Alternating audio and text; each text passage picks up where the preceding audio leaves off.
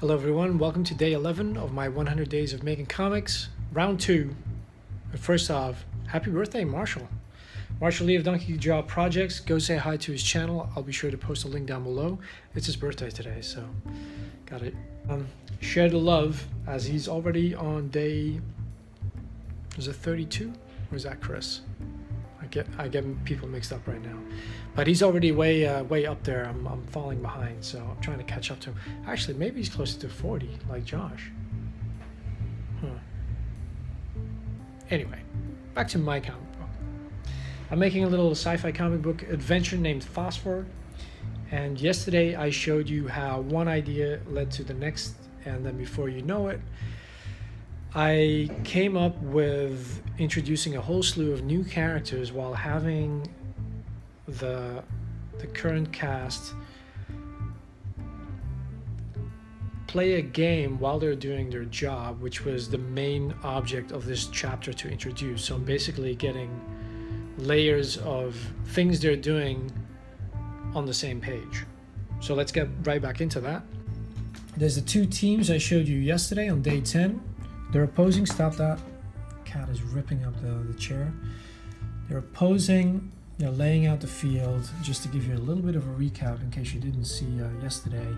And then they're going about the game, which is to get the ball across to the other side in the goal, like many games. But in this case, you get to be stopped. So I needed to show off what the actual game is, but I also, after 2 pages, felt the need to make a cut to what other people are doing.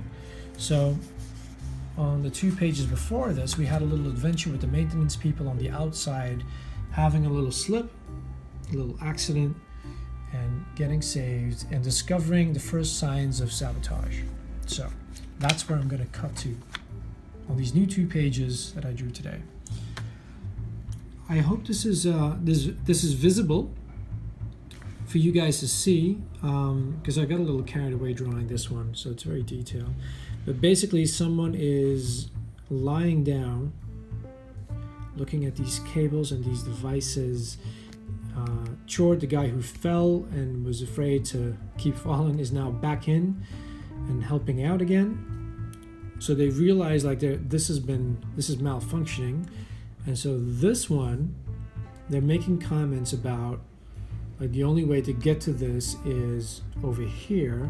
This is on the inside. So they came in through the outside. This is on the inside, and it's next to a ledge. So they don't understand how it can be broken because no one would, of course, move out here, except that here's someone who clearly has been here, and it is the captain. And he's being discovered by Zilla and then comes up with like some excuse to send her on her way. I also thought, like, because there is a ledge here, I get to show the level below, and so this is going to be a little bit of a sci-fi agriculture, like where they get, because I had the question in one of these days, like, where do they get their food from? Where's the cantina? What do they eat? So why not have them grow some of the food? This panel continues over here. So Vez sends the corporate spy spying on him down below to hang out with the doctor, who then gives her a little bit of a tour. So I get to introduce the doctor, even though he's going to be small, and all of this, and his office, which will come back later on, just like it was in my original issue 0, where he did his investigating. She discovers more parts of the ship and like unorthodox things they do, like health and safety hazards, like that one. But I like how, so this continues here, goes down here if you want, or you just continue like this, like that.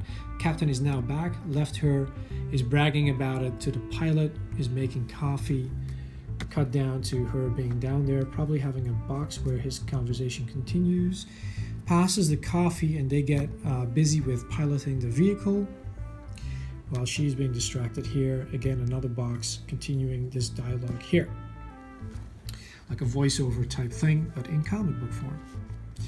Then we cut back to the game. So this is how the actual game works. If you suspect someone, sudden headache. If you suspect someone of having the ball, you get to stop them and, well, not technically frisk them, but basically they have to empty their pockets under the supervision of the taskmaster. He's kind of like the arbiter, even though he's also on the other side of the team. I know it's not fair, but hey. So if you get it wrong, you're out. So this guy gets it wrong. She has nothing in her pockets, because this girl, as we saw over here when they started, where was it? All right. This is a distraction. The real ball keeper, so to speak, is right over here, hiding behind one of the trolleys. So that's going to come back. So she has nothing. He's out of the game. The kid, the little feral kid, is now like, wait a minute, how's that even possible? Sees someone else sneaking off. So this person sneaking off is, let me see if we can move back. That here is the kid who made off with the skull. So I guess that's a little fuzzy on timekeeping. I'm not sure how quickly all this passes, these pages. However, it just has to make sense for now. So this is the kid with the skull who ran off, and so the skull went missing. The kid behind the trolley is freaking out because he hears stop, so he thinks this is it, game over. But no, he's right over here. Feral kid rushes over, tells the kid to stop with the skull, orders him to empty his pockets like the rules of the game allow him to, but he doesn't know what's happening. Yes, I've got another 2 pages in. So what's happening on this one is, on the one hand, we've got a continuation of the game and kind of wrapping up the game, because I'm about to hit the 22-page mark.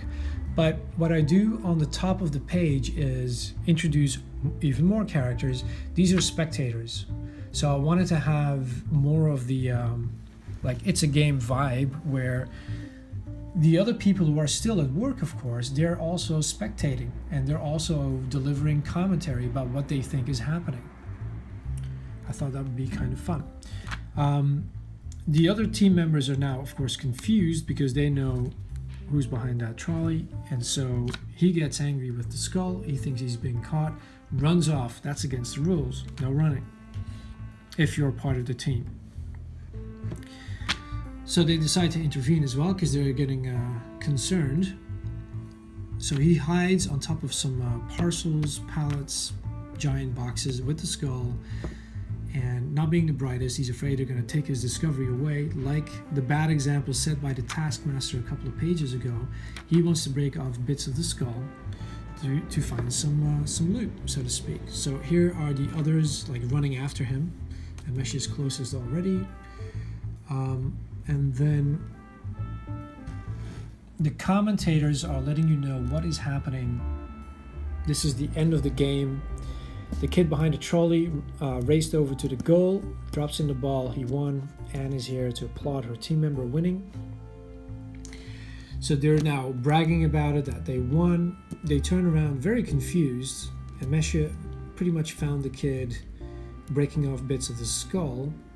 Taskmaster realizes, like, hey, what's going on? But the guy ran off, and here he is on top of the pallet. They're looking at him, ready to break off more bits of skull. She's found him. He sees him. I get to show off more of the ship. This is a nice big panel because after all of this being pretty dense and pretty fast-paced, is that in focus again? Yes, it is. I figured, just like over here, I need something to kind of break up and just have a nice little big giant like happening. What is happening? He's breaking the skull. So now the big question is, over here I could just finish it up and show the actual vehicle full form in motion and just end it there, or like a panel with the captain and the pilot, something, or like the 2 corporate spies meeting up again, showing the map that he recorded, and then the ship moving off, like making a comment about where they're going, and then the actual ship moving. There's still plenty of space, like 2/3. Could do that. But for now, I hope you've been able to follow along with these little rough pencils, half a page pages. Can't even find the words anymore. And I'm gonna continue. I asked the other day, like, should I mix it up? And like, take it into Photoshop and develop some of the earlier pages already in Photoshop just for you guys watching. But I am on a roll. I'm a bit tired today. I didn't get enough sleep yesterday. So not a good day to switch gears and do something completely different. I just continue today. So let's see what Saturday brings. Today's Friday. Gonna put this video together, upload it. And I'll see you guys tomorrow. So have a good one. Hope your projects are going well. Hope you're all working hard on your comics. And if you don't know what I'm talking about, I put up a playlist of the V100s.